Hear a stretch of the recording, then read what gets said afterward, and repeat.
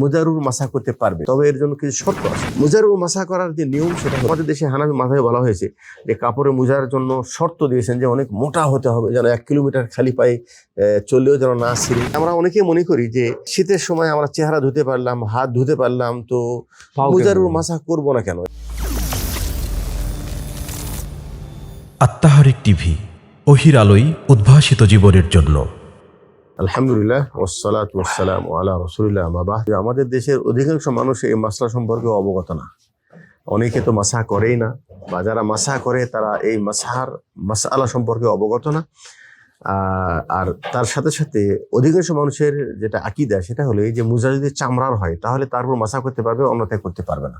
কিন্তু আল্লাহ রাসূল সাল্লাল্লাহু আলাইহি ওয়াসাল্লাম থেকে বিশুদ্ধ হাদিস থেকে সাব্যস্ত, আল্লাহ রাসূল সাল্লাল্লাহু আলাইহি ওয়াসাল্লাম তিনি মাসাহা আলাল জাওরাবাইনি ওয়াল খুফাইনি ওয়ান নাআলাইনি, আল্লাহ রাসূল সাল্লাল্লাহু আলাইহি ওয়াসাল্লাম মুজার উপর মাসা করেছেন। সে জাওরাবাইন মানে কাপড়ের মোজা, আর খুফাইন মানে চামড়ার মোজা। অর্থাৎ আল্লাহ রাসূল সাল্লাল্লাহু আলাইহি ওয়াসাল্লাম চামড়ার মোজার উপর মাসা করেছেন, কাপড়ের মোজার উপর মাসা করেছেন। এমনকি নালাইন শব্দ আছে। নালাইন মানে কেউ যদি মোজা পরে, মোজার উপরে যদি জুতাও পরে এবং সেই জুতারা যদি তার টাকনোকে ঢেকে রাখে, তাহলে তার উপরেও মাসা করার সম্পর্কে আল্লাহর সাথে সাব্যস্ত আছে।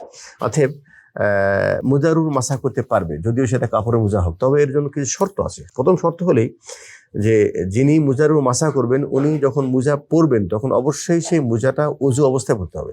যদি ওযু অবস্থা না পড়ে তারও মাসা করতে পারবে না। নাম্বার 2, যে মোজার উপর সে মাসা করবে সেই মোজাটাও পাক হতে হবে, পবিত্র। 3 নম্বর হলেই যে হাদাসে আসগার, ছোট মানে পবিত্রতার জন্য, অর্থাৎ ওযুর ক্ষেত্রে মুজারও মাসা করতে পারবে। যদি গোসল ফরজ হয় তাহলে অবশ্যই তাকে মোজা খুলে গোসল করতে হবে। নাম্বার 4, ওযু করার নির্দিষ্ট সময় আছে, যেমন মুকিম অবস্থায় 1 দিন 1 রাত, আর মুসাফির অবস্থায় 3 দিন 3 রাত, এর মধ্যেই মোজা মাসা করবে। এটা হলো মাসা করার শর্ত। আর মুজার মাসা করার যে নিয়ম, সেটা হলো মুজার উপরের অংশ মাসা করতে হবে। আল্লাহ রাসূল বলছেন যে দিন যদি লাউকানা দিন ও বির রাই, মানুষের দিন যদি বিবেকের নাম হতো তাহলে মানুষ মুজার উপরে মাসা না করে নিচে মাসা করতো, কিন্তু আল্লাহ রাসূল তিনি মুজার উপরে মাসা করেছেন। তো আমাদের দেশে অনেকে মাসা করার সময় পুরা পা উপরে এবং নিচে দুটাই মাসা করে।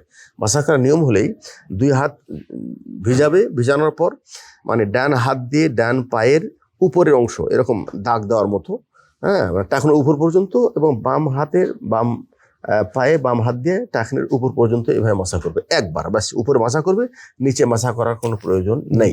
আচ্ছা, মুজার ক্ষেত্রে অনেকে আমাদের দেশে হানাফি মাযহাবে বলা হয়েছে যে কাপড়ের মুজার জন্য শর্ত দিয়েছেন যে অনেক মোটা হতে হবে, যেন 1 কিলোমিটার খালি পায়ে চললেও যেন না ছিঁড়ে। কিন্তু এরকম শর্ত হাদিস থেকে সাব্যস্ত না। আল্লাহ রাসূল সাল্লাল্লাহু আলাইহি ওয়াসাল্লাম তিনি যেহেতু জাওরা শব্দ ব্যবহার করেছে, অর্থাৎ কাপড়ের মুজার উপরে, তো যেই জিনিসটাকে মুজা হিসেবে মানুষ চিনবে ওটার উপর মাসা করা জায়েজ, এতে কোনো সমস্যা নেই। এমনকি সেই মোজাটা যদি হালকা ফালকা কোথাও ছিঁড়া ফাটাও হয়ে যায়, যতক্ষণ পর্যন্ত সেটা ব্যবহারযোগ্য বা অনেক বেশি যদি ছিঁড়া না হয়, তাহলে সেটার উপরও মাসা করতে শরীয়তে কোনো বাধা নেই।